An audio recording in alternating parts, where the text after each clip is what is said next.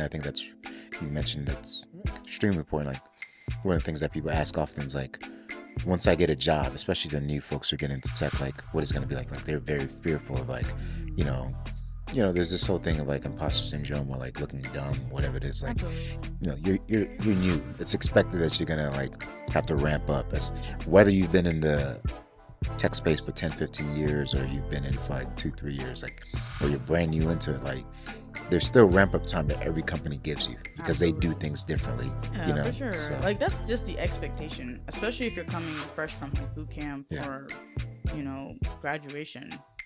Nobody actually expects you to know as much as you expect yourself to know. Exactly. Like you're just sitting there stressing yourself out, and you're like, oh my gosh, like why haven't I figured this out?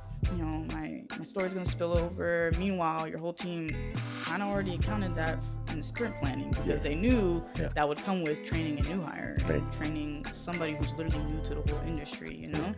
So you just have to be easy on yourself. You have to be gentle with yourself too, because it's really easy to get psyched out, especially when you're thinking, oh man, it's like this is a big deal, my first job, and of course, I know you touched on imposter syndrome, but there's also that external pressure of like, even though you're not supposed to be representing everybody that looks like you, you kind of it's like an implicit burden.